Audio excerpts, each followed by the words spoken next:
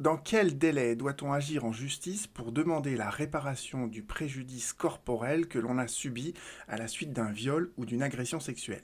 C'est à cette question que répond la Cour de cassation dans un arrêt du 7 juillet 2022 qu'elle a publié sur son site internet et dont je vous mentionnerai des références sous cette vidéo. Et c'est un arrêt qui est très intéressant parce que, à mon sens, il peut aussi avoir des répercussions, notamment pour toutes les personnes qui souffrent d'un préjudice d'anxiété. Donc je vais essayer de reprendre tout ça avec vous. Et la première chose qu'il faut se rappeler quand on est en matière de prescription, c'est qu'il y a toujours deux questions à se poser. La première question, c'est quelle est la durée de la prescription, et d'autre part, quel est le point de départ de la prescription. Parce qu'on peut vous dire qu'une prescription, elle dure 20 ans, tout dépend en fait de son point de départ. Vous voyez que si le point de départ remonte tôt dans le temps, eh bien la prescription pourra avoir couru, alors que dans d'autres, si on retarde le point de départ de la prescription, eh bien la prescription n'aura pas encore couru et l'action sera recevable. Et la Cour de cassation, dans son arrêt, nous fait preuve d'une grande pédagogie, comme elle le fait dorénavant, c'est qu'elle nous explique qu'en fait, il y a eu une réforme de la prescription en 2008. Et cette réforme, en fait, elle n'a fait que reprendre, codifier en fait dans le Code civil certaines des jurisprudences de la Cour de cassation que celle-ci reconnaissait depuis des années sous l'emprise en fait du Code civil ancien. Donc le Code civil ancien, c'est ça, c'est l'article 2071 qui était en vigueur jusqu'en 2008 et dorénavant en fait c'est devenu en fait l'article 2226. Donc en fait ce que nous dit la Cour de cassation à travers son arrêt, c'est que les solutions antérieures sont toujours applicables aujourd'hui et le point de départ des actions en responsabilité civile extra-contractuelle, d'accord, c'est à compter de la manifestation du dommage ou de son aggravation. Cette solution, vous l'avez en matière en responsabilité civile extra-contractuelle, vous l'avez également en droit de la sécurité sociale, c'est le même principe, d'accord. Quand il y a la victime, elle subit son dommage, elle peut agir à ce moment-là, mais il se peut aussi que, avec l'écoulement du temps, à un moment donné, le dommage s'aggrave et elle pourra à ce moment-là faire une nouvelle action en justice pour demander en fait à être indemnisée de l'aggravation de son dommage. Et ce que nous disait la Cour de cassation sur ce texte ancien de 2008, c'est que la prescription en fait, en matière de préjudice corporel, elle ne pouvait commencer à courir qu'à compter de la consolidation de l'état de la victime.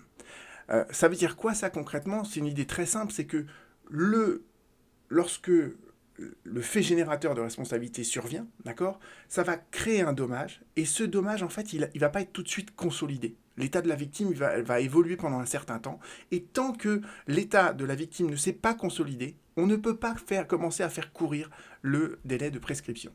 Et ce que nous dit le Code civil dorénavant dans son article 2226, c'est exactement ça. Le dommage corporel se prescrit par 10 ans à compter de la date de la consolidation du dommage initial ou aggravé. Donc elle ne fait que synthétiser, cet nouvel article ne fait que synthétiser en fait la jurisprudence ancienne de la Cour de cassation avec les règles anciennes du Code civil. Et là, en l'occurrence, la Cour d'appel, son raisonnement en fait se focaliser justement sur cette question de l'aggravation. Et la cour d'appel nous disait, cette victime, en fait, elle a fait l'objet, en fait, elle a été victime d'attouchement sexuel, et elle a subi à la suite de ça donc une effraction physique et psychique. Et cette effraction physique et psychique, elle s'est aggravée à quel moment?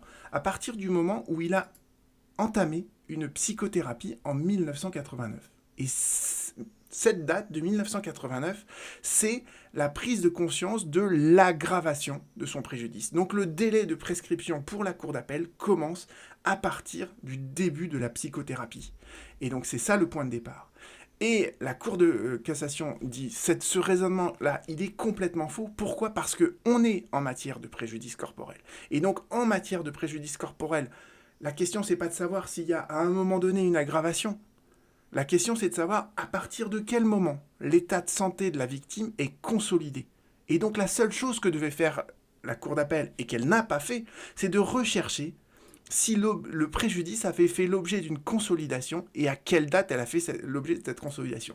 Donc vous voyez que le début de la psychothérapie, c'est pas la consolidation de l'état de santé de la victime, c'est justement à un moment donné où cette consolidation, elle n'est pas encore opérée, et peut-être, faut l'espérer, cette victime, elle va pouvoir se consolider grâce à cette psychothérapie. Mais vous voyez que le point de départ du début de la prescription, il est bien ultérieur au début de la psychothérapie.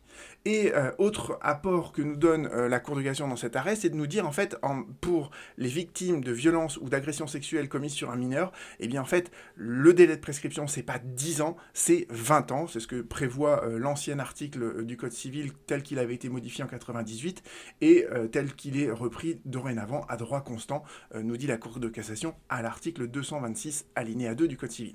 Donc voilà, en fait, pourquoi cet arrêt me semble très important, parce qu'il nous rappelle qu'en matière de préjudice corporel, eh bien en fait le délai de prescription ne commence à courir qu'à compter de la date de consolidation, et je pense que c'est un arrêt qui est important aussi pour les victimes qui souffrent en fait d'un préjudice d'anxiété, mais ça je vous en parlerai dans une autre vidéo qui sera peut-être d'ailleurs réservée aux membres de cette chaîne. À bientôt.